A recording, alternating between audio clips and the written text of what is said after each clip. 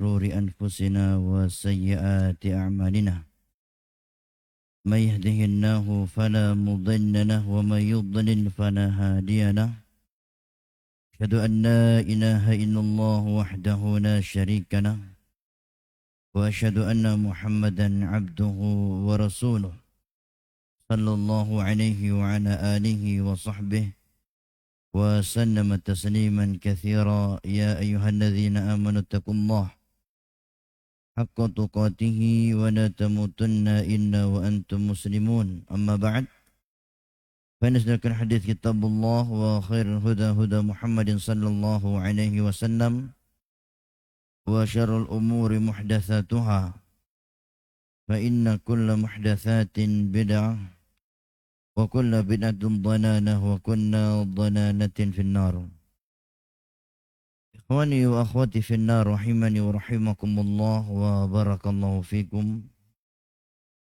Allah Subhanahu wa taala berfirman dalam surah Az-Zariyat ayat yang ke-15 sampai ayat yang ke-18.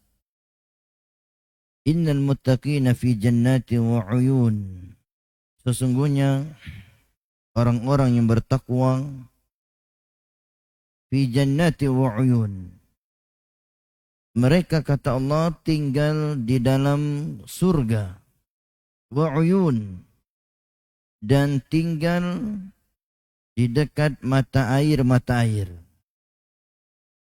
akhidhina ma atahum rabbuhum sambil menerima semua pemberian Rabb mereka innahum kanu qabla dzalika muhsinin.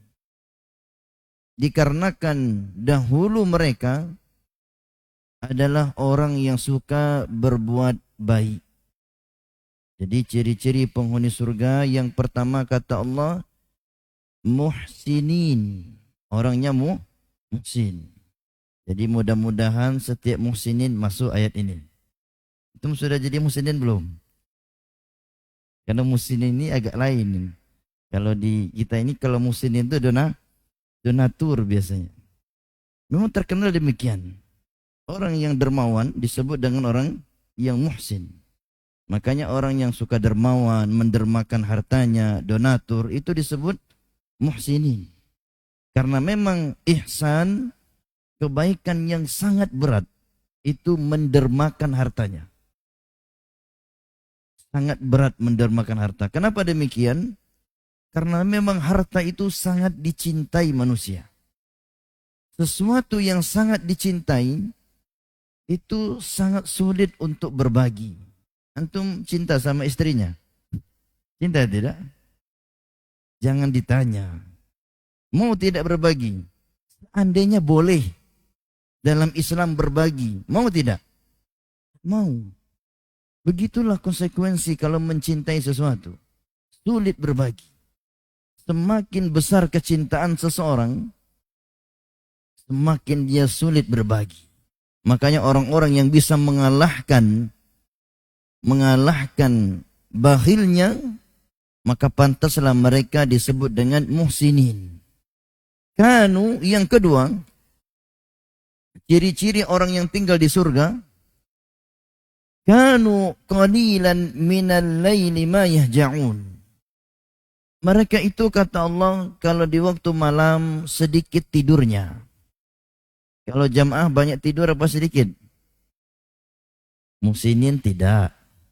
Tidur banyak. Dah dua gagal. Yang ketiga, wabil asharihum yastaghfirun. Ciri-ciri yang ketiga kata Allah, mereka itu di waktu sahur banyak beristighfar. Ini bangun pas azan subuh. Pas azan baru bangun. Maka inilah tiga ciri-ciri yang Allah sebutkan dalam surat Az-Zariyat tentang orang yang tinggal di dalam surga. Yang pertama orang yang muhsin. Suka berbuat baik. Suka nolong orang. Kalau ada masalah mudah. Kalau ada orang yang menghutang lunas katanya. Walaupun tidak bayar katanya. Maka memang muhsin. Dan dia yang kedua sedikit tidur di waktu malam. Namanya salatul tahajud atau qiyamul lail. Dan mereka di waktu sahur banyak memohon ampun kepada Allah. Inilah ciri-ciri penghuni surga. Ciri-ciri penghuni surga yang Allah sebutkan dalam surah Az-Zariyat. 3 ciri-ciri penghuni surga. Dan juga disebutkan oleh para ulama, di antaranya Sa'id ibn al-Musayyib, inna rajula, sesungguhnya seseorang, la yusalli bil laili, yang suka salat di malam hari. Kalau salat malam ini biasanya identiknya dengan tahajud, biasanya kayak gitu. Walaupun tidak mesti setelah tidur. Fayaj'alullahu fi wajhihi nura. Orang yang suka salat malam itu, kata Sa'id ibn al-Musayyib, seorang tabi'in, bahkan disebut Sa'id ibn al-Musayyib ini kibarut tabi'in, termasuk pembesarnya tabi'in. Beliau mengatakan orang yang suka salat di malam hari, wajahnya itu bercahaya. Wajahnya bercahaya. Yang kedua, yuhibbu alaihi kulli muslimin. Setiap orang yang memandangnya, sebagian ulama memberi catatan, setiap orang yang memandangnya pertama kali akan mencintainya. Berarti kalau pandangan pertama sudah cinta, kira-kira sulit tidak cari jodoh? Mudah cari jodohnya. Orang soleh itu mudah cari jodohnya. Pandangan pertama saja sudah suka orang melihatnya. Padahal sama-sama laki-laki. Yang ibaratnya listriknya sama. Bersama-sama apa? Positif gitu kan. Apalagi ketemu yang beda arusnya. Ini menunjukkan keutamaan.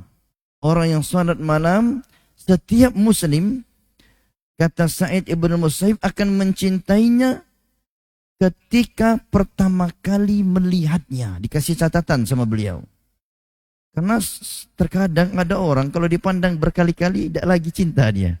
Kenapa? Karena mungkin punya masalah pribadi. Mungkin masalah yang lain. Makanya beda pandangan pertama dengan pandangan berkali-kali. Mungkin kalau berkali-kali sudah sering ketemu, katanya sudah tahu aslinya. Atau ketika berkali-kali ketemu, pandangannya tidak lagi ikhlas karena Allah, tapi karena kepentingan. Ketika yang dipandang ini tidak menguntungkan, hilang rasa cintanya. Tapi kalau menguntungkan, semakin cinta dia. Ini keutamaan orang yang sholat malam. Disebut kalau Sa'id ibn Musayyib, wajahnya bercahaya dan akan menumbuhkan rasa cinta pertama kali orang melihatnya. Makanya kalau antum masuk misalnya di kampung sebuah masyarakat, mungkin di sana belum ada yang kenal antum, belum ada yang kenal. Nengok antum pakai jubah, pakai peci putih, itu orang dia senang. Tapi beda dengan yang tiap hari ketemu. Biasanya yang pertama kali bertemu itu jujur melihatnya. Tapi beda dengan yang sering. Contohnya saja, istri misalnya. Antum waktu pertama kali ketemu istri, gimana? Istrinya, suka kan? Coba sekarang kalau ditanya, yang sudah ketemu setiap hari, bahkan sudah 10 tahun bersama istrinya, beda pandangannya. Karena memang pandangan pertama kali itu lebih jujur daripada pertemuan yang berikutnya.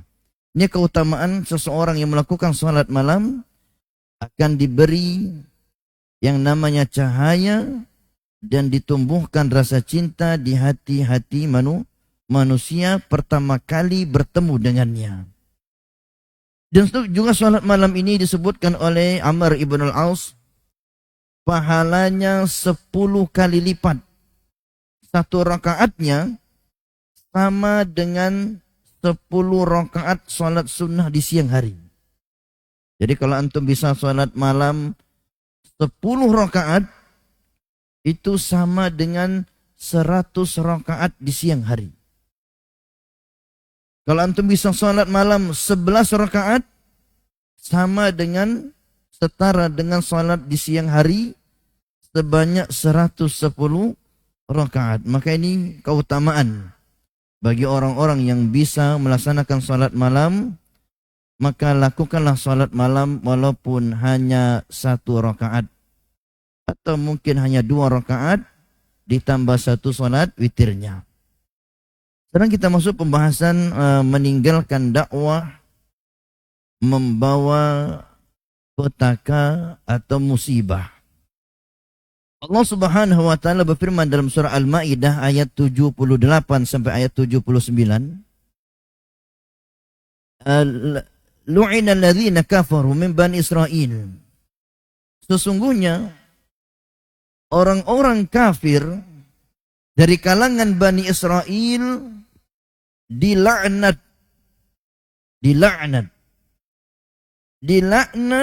melalui lisannya Daud dan Isa bin Maryam. Di sini Allah menjelaskan dilaknat. Apa makna laknat? Maksudnya adalah dijauhkan dari rahmat Allah. Jadi dia dijauhkan dari rahmat Allah, dijauhkan dari hidayah, dijauhkan dari keberkahan, dijauhkan dari amalan-amalan soleh, dijauhkan dari kebaikan-kebaikan. Itu namanya laknat. Maka kalau sudah dilaknat, maka dia jauh dari kebaikan. Kenapa dilaknat? Karena disebutkan la yatanahawna an munkarin. Mereka dahulu tidak suka melarang perkara yang mungkar yang dilakukan oleh sebagian mereka. Jadi ini sebabnya, di antara sebab dilaknat. Ini petaka yang pertama bagi orang yang tidak semangat berdakwah. Ya, kalau ikhwan semua atau jamaah beralasan tidak punya ilmu, terus tidak mau berdakwah, ini sepertinya keliru ya. Kenapa? Karena ngaji tiap malam, masa tidak punya ilmu? Ngaji tiap malam. Harusnya apa? Berdakwah, minimal berdakwah kepada karib kerabatnya atau anak istrinya. Yang pertama kali, karib kerabatnya, kemudian tetangganya. Maka berdakwahlah, karena semakin seseorang semangat berdakwah, mengingatkan keluarganya, tetangganya, teman-temannya sendiri, semakin berkah umurnya, Kemudian disebutkan dalam hadis riwayat Hudzaifah ibnul Yaman, "Walladzi nafsi biyadihi," demi zat yang kata Rasulullah jiwaku berada di tangannya, "La ta'murunna bil ma'ruf." Sesungguhnya jika kalian memerintahkan kepada yang ma'ruf dan melarang dari yang mungkar, sesungguhnya kalian harus melakukan amar ma'ruf nahi mungkar, atau la yushikannallahu ayyab'atha 'alaikum iqaba. Atau kalau kalian tidak mau, kata Allah, kata Nabi, kalau kalian tidak mau, maka Allah akan menghukum kalian. Jadi di sini petaka yang kedua, setelah diberi laknat, akan diberi hukuman. Tsumma tad'unahu fala yustajabu lakum. Yang kalau kalian berdoa, doanya tidak mustajab. Ini petakanya mendapat hukuman. Yang ketiga, doanya tidak mustajab.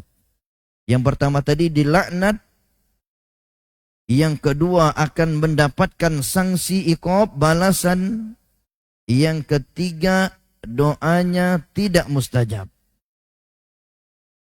Allah Subhanahu wa taala berfirman dalam surat Al-A'raf ayat yang ke-164, "Idz qalat ummatun minhum lima ta'idhuna qauman."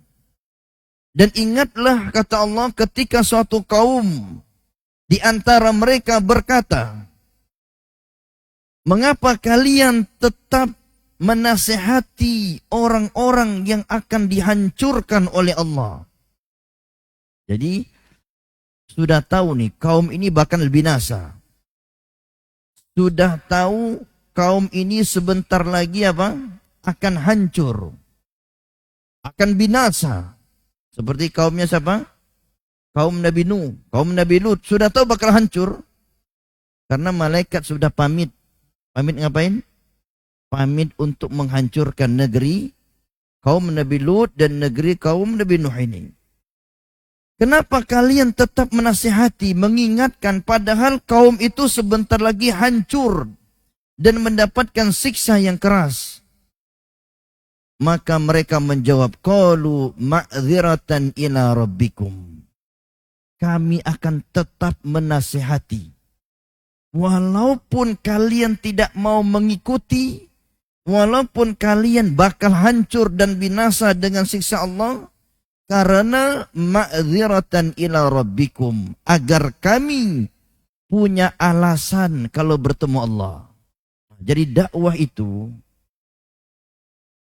bukan sekedar bagaimana memberi orang hidayah, tapi bagaimana nanti kita bisa beralasan di hadapan Allah kita telah menjalankan kewajiban kepada sesama manusia. Jadi entah orang itu menerima, entah istri menerima, anak menerima atau tidak menerima, mau tetangga terima atau tidak, tetap diingatkan sebagai ma'dziratan. Itulah alasan kami nanti di hadapan Allah kalau ditanya. Kami sudah sampaikan. Sehingga kami tidak ada sanksi lagi. Ma'dziratan ila rabbikum wa la'allahum yattaqun. Dan mudah-mudahan mereka kembali bertakwa. Kembali bertakwa. Jadi petaka yang keempat, setelah tidak dikabulkan doa, adalah kalau kita tinggalkan dakwah, kita tidak punya alasan di hadapan Allah. Kenapa kita tidak berdakwah? Kemudian disebutkan dalam hadis dari Abu Bakar radhiyallahu anhu, beliau mengatakan, sesungguhnya kami pernah mendengar Rasulullah bersabda, "Innan nasa," sesungguhnya jika manusia, idza ra'aw zalim, apabila mereka melihat seseorang yang melakukan kezaliman. Jadi Nabi mengatakan, jika manusia, ingat ini nasihat khusus para suami ini, karena suami ini tanggung jawabnya besar. Karena suami ini sering melihat kezaliman di keluarganya atau dia sendiri yang melakukan kezaliman. Sesungguhnya kata Nabi, jika manusia melihat seseorang melakukan kezaliman, falam ya'khudhu ala yadayhi, kemudian tidak mencegahnya dengan tangannya, tidak mencegahnya. Jadi tidak mencegah kezaliman tersebut, au syakka, atau dia mungkin bimbang, atau dia au syakka, atau hampir-hampir, ayya'ummahumullahu bi'iqabin. Hampir saja kata Nabi, Allah meratakan azab itu kepada seluruh manusia. Jadi ini petaka yang kelima. Petaka yang kelima, kalau tidak mau berdakwah, maka siksa, musibah, azab, kata Nabi, menimpa seluruh manusia, mau yang muslim, mau yang kafir, munafiknya, yang berimannya, kena semua.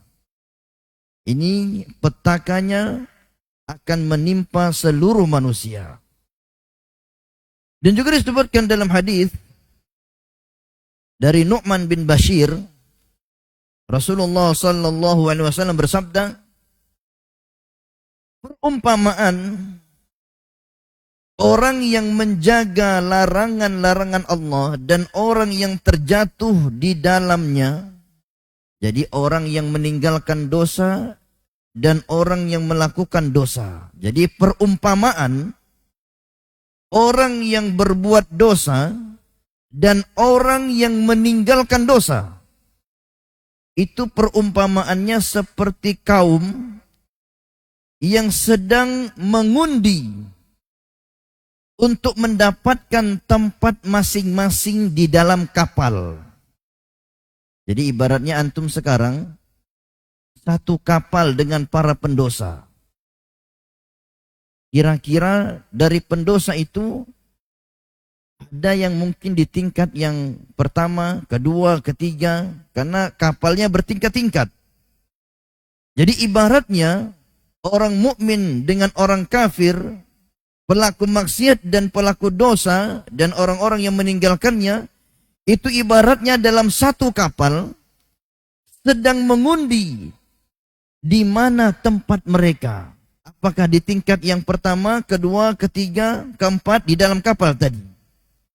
Maka sebagian mereka ada yang di bagian atas, ada di bagian bawah. Maka orang-orang yang di bagian bawah kalau pengen minum atau kalau pengen mendapatkan air, dia harus melewati orang yang di atasnya. Maka orang yang di atas, yang di bawah mengatakan, cobalah biar tidak merepotkan orang yang di atas. Mungkin yang di atas lagi nyenyak tidur katanya. Kita ganggu orang terus ini, keluar kilir ke atas. Mungkin yang di atas lagi tidak mau diganggu, tidak bisa lewat. Alangkah baiknya kita membuat inisiatif melobang saja kapal ini. Kenapa? Karena kalau lobang dari bawah langsung keluar air katanya. Maka kalau orang yang di atas tidak melarangnya, maka orang-orang di bawahnya akan membuat tenggelam yang di bawahnya sekaligus yang di atasnya. Maka melarang dari perkara yang mungkar itu pada hakikatnya sedang menyelamatkan diri sendiri. Jadi kita melarang keluarga, anak-anak, jangan dengar musik, jangan nonton yang tidak benar. Itu sebenarnya kita sebagai bapak, orang tua, sedang menyelamatkan diri kita sendiri. Karena kalau kita biarkan, kita juga binasa. Makanya kalau ada orang tua diam saja, tidak peduli dengan kelakuan anak istrinya, salah dibiarkan, sebenarnya dia sedang membinasakan dirinya sendiri. Maka hendaknya kita semua menyadari bahwasanya semua keburukan dari meninggalkan dakwah bukan hanya dirasakan oleh orang-orang yang berbuat dosa, tetapi dirasakan oleh orang-orang yang beriman dan taat kepada Allah Tabaraka wa Ta'ala. Sekarang kita sebutkan definisi pengertian dakwah ilallah. Apa pengertian dakwah? Dakwah ini, sebagaimana kita sering dengar, mari kita berdakwah. Ditanya apa makna dakwah? Karena semua berdakwah sekarang. Ada yang dakwah lewat musik, ada yang berdakwah dengan cara mereka masing-masing. Semua berdakwah. Semua kelompok-kelompok yang ada, entah itu lurus, entah itu menyimpang, semua berdakwah. Maka penting di sini kita memahami apa makna dakwah sehingga kita tidak asal-asalan dalam berdakwah. Dakwah itu disebutkan oleh Syekhul Islam dalam Majmu' Fatawa. Beliau mengatakan ad-da'wah ilallah hiya dakwah ilallah itu artinya adalah ad-da'watu ilal imanu bihi. Yang pertama adalah mengajak manusia untuk beriman kepada Allah. Wa bima ja'at bihi rusuluh. Yang kedua, mengajak manusia untuk beriman kepada ajaran yang dibawa oleh para rasul. Jadi mengajak manusia untuk beriman kepada ajaran yang dibawa oleh para rasul dengan membenarkan apa yang para rasul beritakan serta mentaati perintah apa yang mereka perintahkan. Ini makna dakwah. Jadi kalau ditanya apa makna dakwah? Dakwah itu adalah hiya ad-da'watu ilal imanu bihi. Mengajak manusia untuk beriman kepada Allah. Dan mengajak manusia untuk beriman kepada ajaran yang dibawa oleh para rasul dengan membenarkan dan mentaati apa yang mereka perintahkan. Ini makna dakwah yang disebutkan oleh Syekhul Islam Ibn Taimiyah rahimahullah. Kemudian beliau mengatakan,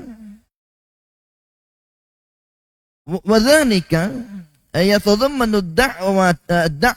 الدَّعْوَةَ إلى الشَّهَادَتَيْنِ وَإِقَامَةَ الصَّلَاةِ وَإِيتَاءَ الزَّكَاةِ وَصَوْمَ رَمَضَانَ وَحَجَّ الْبَيْتِ وَالدَّعْوَةَ إِلَى الْإِيمَانِ بِاللَّهِ وَالْمَلَائِكَةِ وَكُتُبِهِ وَرُسُلِهِ وَالْإِيمَانُ بِالْقَدْرِ خَيْرِهِ وَشَرِّهِ. Maka dakwah itu mengandung 3 perkara.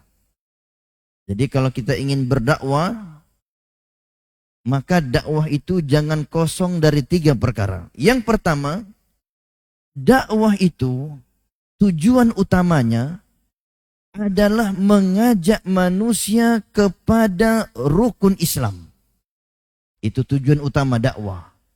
Jadi kalau kita berdakwah ke anak istri kita, berdakwah ke keluarga, ke tetangga, karib kerabat, dakwah yang pertama kata Ibnu Taimiyah itu dakwah kepada rukun Islam.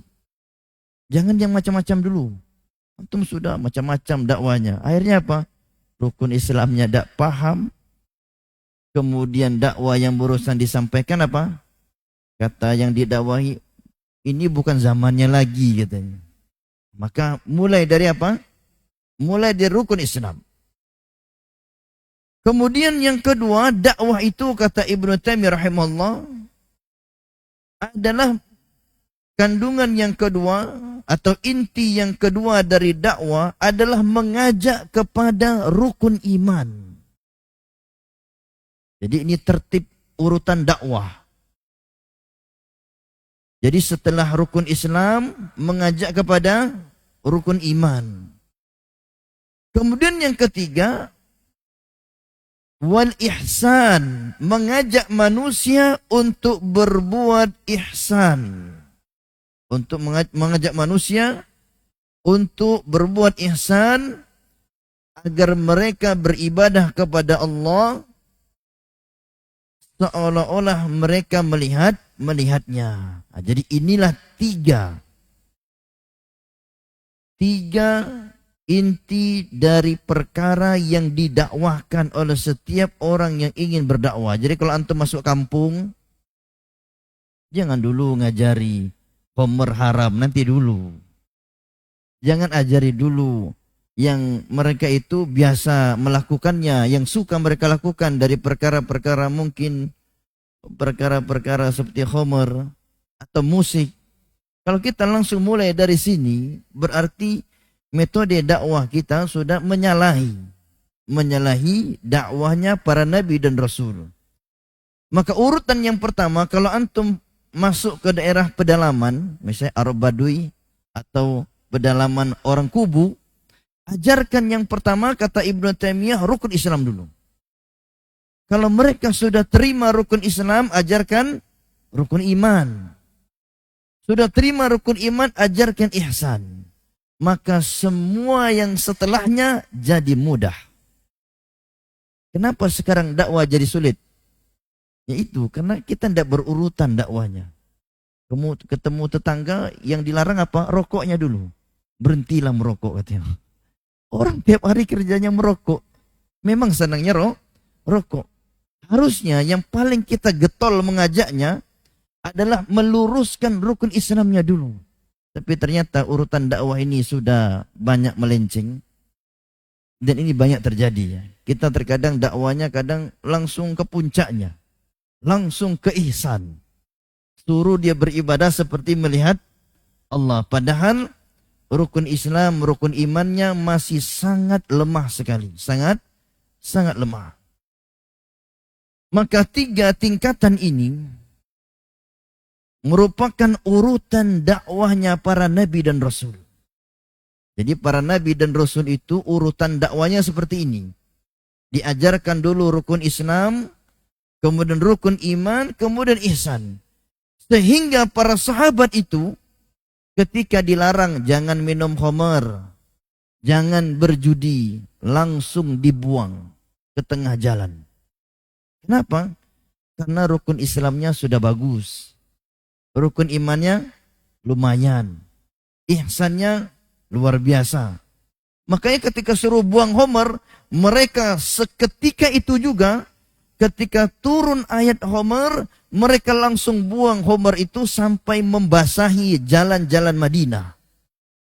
Itu urutan dakwah. Dan ini memang urutan ini sudah banyak yang terluput dan kurang tertib dalam berdakwah. Akhirnya banyak penentangan dan manusia akhirnya berlari dari dakwah yang hak karena urutan dakwanya kurang pas dan membuat manusia merasa tidak nyaman dengan urutan dakwahnya.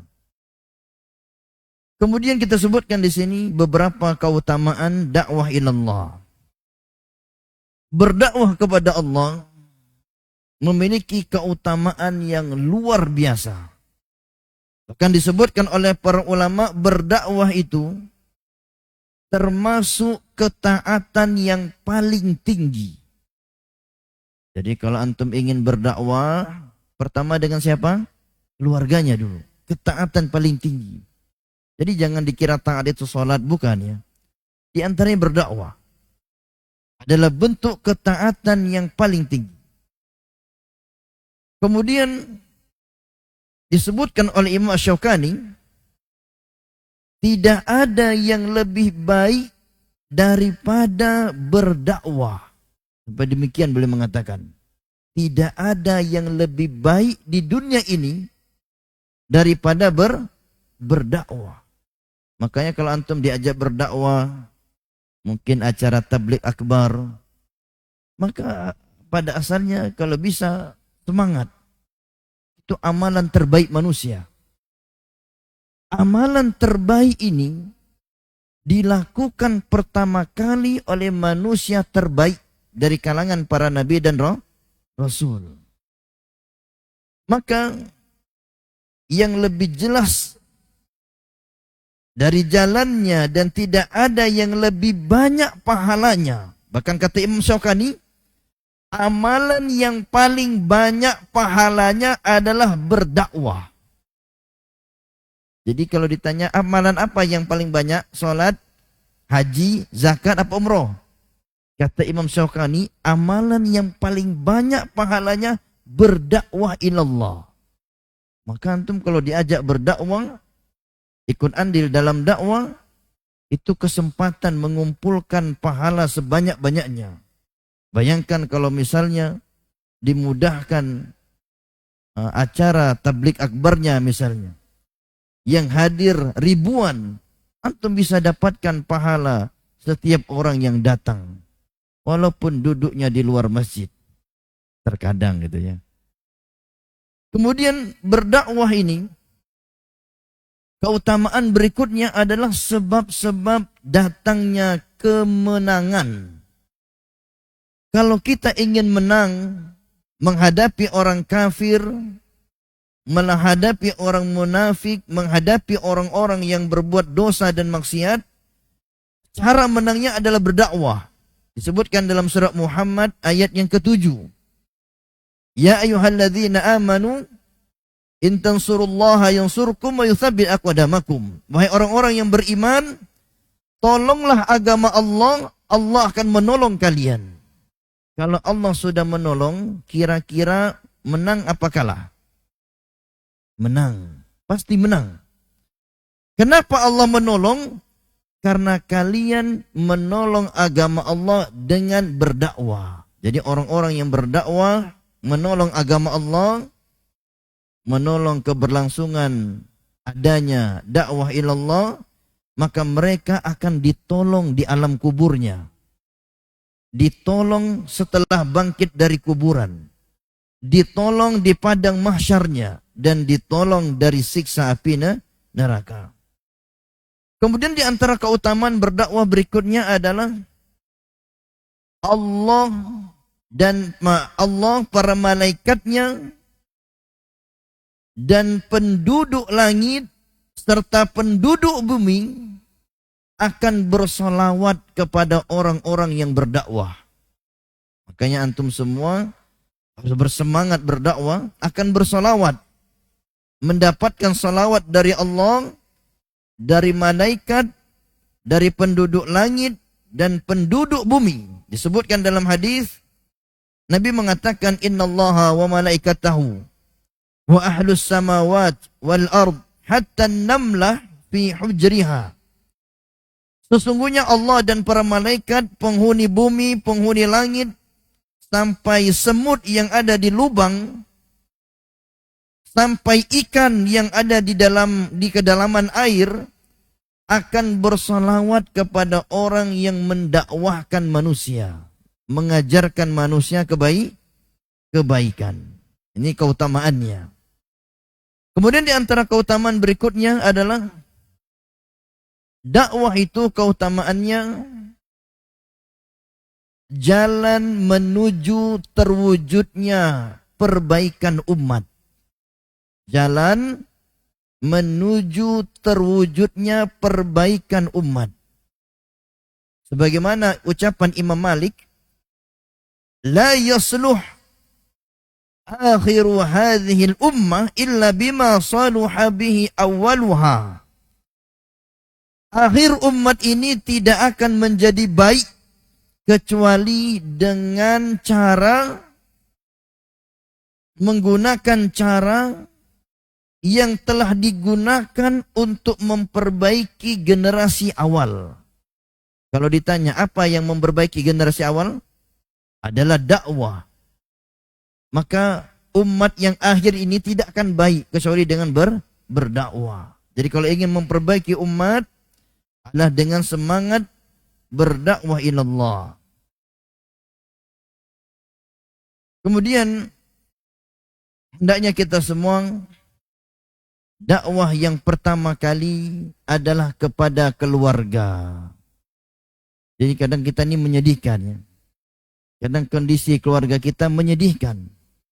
Terkadang kita menyampaikan supaya ridho terhadap takdir Allah, ternyata keluarga kita tidak ridho gitu. Protes terus, ribut terus. Padahal disebutkan dalam surah Asy-Syura ayat ke-214, Allah mengatakan wa anzir, berilah peringatan asyiratakal aqrabin. Berilah peringatan kepada kerabat-kerabat yang terdekatmu. Makanya Rasulullah itu ketika berdakwah pertama kali, Rasulullah itu mengumpulkan seluruh keluarga besarnya. Jadi Rasulullah itu pertama kali berdakwah, siapa yang dikumpulkan? Keluarga besar. Kalau antum siapa yang dikumpulkan? Jamaah masjid ya. Kalau kita dakwahnya jamaah masjid. Lah kenapa? Ya keluarga besarnya jauh-jauh semua itu kan. Kalau orang Quraisy masih dekat-dekat. Di antara keluarga besar Nabi adalah disebutkan orang-orang Quraisy. Kemudian lagi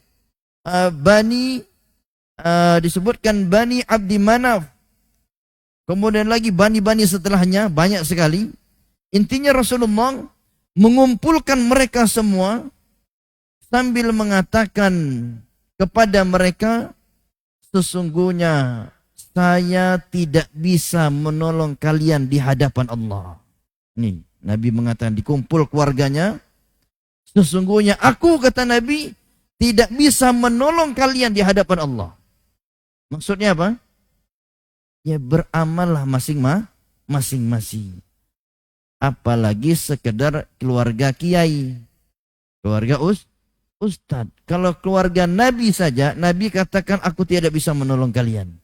Maka hendaknya kita semua benar-benar menjaga diri kita masing-masing dari siksa neraka Allah, sebagaimana firmankan dalam Al-Quran dalam surat Tahrim ayat ke-6, ya ayyuhalladzina amanu qu anfusakum wa ahlikum nara. Wahai orang-orang beriman, jagalah diri kalian masing-masing dan keluarga kalian dari siksa api neraka. Maka inilah beberapa keutamaan dakwah ilallah dan makna dakwah dan urutan dalam berdakwah dan petaka yang akan didapatkan bagi orang-orang yang tidak mau berdakwah. Maka orang yang tidak mau berdakwah akan dipertanyakan dan akan dihisap oleh Allah. Apa sebab dia tidak berdakwah? Kira-kira kalau jamaah ditanya oleh Allah, kenapa antum tidak berdakwah? Apa jawabnya? Pikirlah baik-baik supaya jawabannya pas nanti di hadapan Allah. Jangan sampai seseorang mengira meninggalkan sesuatu tidak ditanya. Semua perbuatan manusia melakukan, meninggalkan akan ditanya. Melakukan dakwah ditanya, dan meninggalkan dakwah juga akan ditanya apa alasannya. Maka persiapkan jawaban kita masing-masing di hadapan Allah Subhanahu wa taala, karena kita akan diminta pertanggungjawabannya atas seluruh usia, umur yang kita pakai selama di kehidupan dunia ini.